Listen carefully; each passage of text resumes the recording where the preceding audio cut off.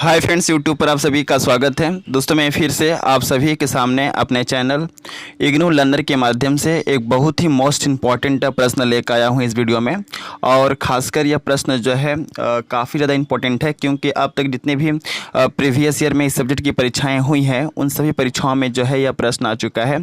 और इस बार भी एग्ज़ाम में इस प्रश्न के आने की संभावनाएँ काफ़ी ज़्यादा बनी हुई है। सो आप सभी से हम्बल रिक्वेस्ट है कि आप एग्ज़ाम में जाने से पहले एक दफ़ा इस प्रश्न का आंसर आप जरूर पढ़ के जाइए। ओके, सो स्टार्ट करते हैं। और स्टार्ट करने से पहले बस आपसे एक रिक्वेस्ट है कि अगर आपने मेरे चैनल को अब तक सब्सक्राइब नहीं किया है तो आप इस चैनल को सब्सक्राइब कर लीजिए, क्योंकि इस चैनल पे आपके सब्जेक्ट के इंपॉर्टेंट क्वेश्चन सबसे पहले वीडियो के माध्यम से प्रोवाइड की जाती है। और साथ ही साथ जो क्वेश्चन आंसर का जो PDF होता है आपको टेलीग्राम चैनल पर मिलता है।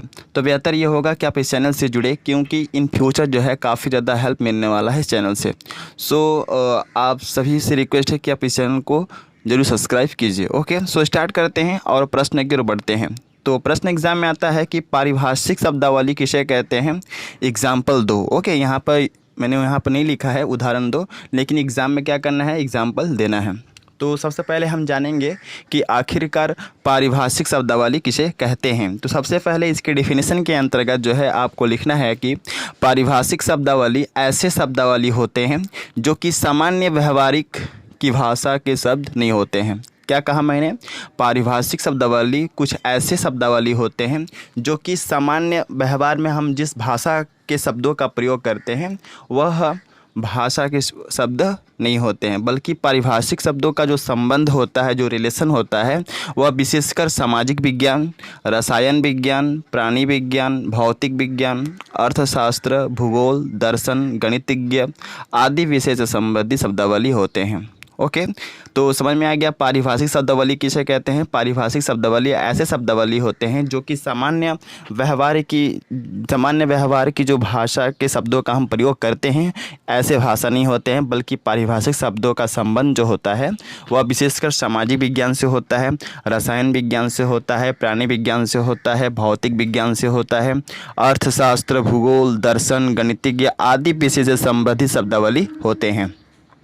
ऐसी विशिष्ट शब्दावली को हम पारिभाषिक शब्दावली के नाम से जानते हैं। ओके, इसके अतिरिक्त जो है पारिभाषिक शब्दावली वाणिज्य, साहित्य, व्यापार, चिकित्सा आदि से संबंधित विशेष शब्दावली होते हैं।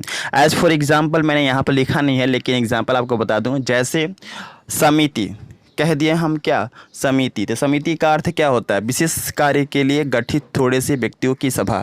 एग्जाम में भी आएगा, आपको कम से कम 5 शब्द दिए जाएंगे और उसका जो है पारिभाषिक शब्दों का अर्थ बताना है। तो मैंने यहाँ पे एक बता दिया। जैसे में क्या लिखेंगे, समिति, समिति का अर्थ क्या होता है, विशेष कार्य के लिए गठित थोड़े से व्यक्तियों की सभा को हम लोग क्या कहते हैं, समिति। समझ गए ना। एग्ज़ाम में पिछले बार आया था विधेयक, विधेयक को हम लोग इंग्लिश में बोलते हैं बिल। तो विधेयक, तो विधेयक एक पारिभाषिक शब्द है, तो इसका अर्थ आप क्या लिखेंगे, किसी विधान, अधिनियम आदि का वह प्रारूप जो पारित होने के लिए लोकसभा, विधानसभा आदि में रखा जाए। समझ गए ना क्या कहा मैंने। विधेयक का अर्थ क्या होता है, विधेयक एक पारिभाषिक शब्द है जिसका अर्थ होता है किसी विधान, अधिनियम आदि का वह प्रारूप जो पारित होने के लिए लोकसभा, विधानसभा आदि में रखा जाए। इसको आप नोट कर लीजिएगा, मैंने यहाँ पे लिखा नहीं है। तो जैसे मैं आपको 2 एग्जाम्पल देना है, पहला समिति और दूसरा विधेयक। समिति का अर्थ होता है विशेष कार्य के लिए गठित थोड़े से व्यक्तियों की सभा, जबकि विधेयक का अर्थ होता है किसी विधान, अधिनियम आदि का वह प्रारूप जो पारित होने के लिए लोकसभा, विधानसभा आदि में क्या होता है, रखा जाता है। समझ गए। अब हम अगले पॉइंट में जानेंगे कि पारिभाषिक शब्दों की क्या विशेषताएं होती हैं। तो सबसे पहले आपको हेडिंग देना है और हेडिंग के तौर पर लिखना है पारिभाषिक शब्दों की विशेषताएं।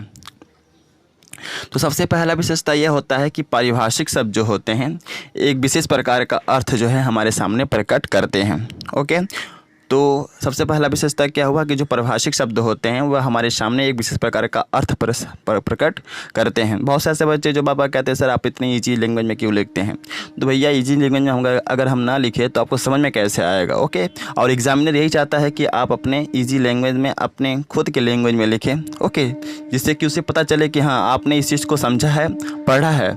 आप किताब में हम जो है उसको रटवा दिए तो ऐसा कुछ होने वाला नहीं है, ना ही एग्जामिनर आपको नंबर देगा, ना ही आप इस सब्जेक्ट में पास हो पाएंगे। तो आप जिस भी सब्जेक्ट का एग्ज़ाम दे रहे हो आपको अपने शब्दों में लिखना है और अच्छे तरीके से लिखना है। तो पारिभाषिक शब्दों की क्या विशेषताएं होती हैं? पहला विशेषता यह होती है कि पारिभाषिक शब्द एक विशेष प्रकार का अर्थ जो है हमारे सामने प्रकट करते हैं। दूसरा है पारिभाषिक शब्दों का अर्थ सुनिश्चित होता है। क्या होता है? पारिभाषिक शब्द जितने भी होते हैं इनका अर्थ जो होता है सुनिश्चित होता है। तीसरा है पारिभाषिक शब्द विशेषकर एक सीमा के अंदर बंधे होते हैं। तो ये 3 विशेषताएं हैं जो कि पारिभाषिक शब्दों की विशेषताएं हैं। और पारिभाषिक शब्द किसे कहते हैं तो आई थिंक आप लोगों को समझ में आ गया होगा।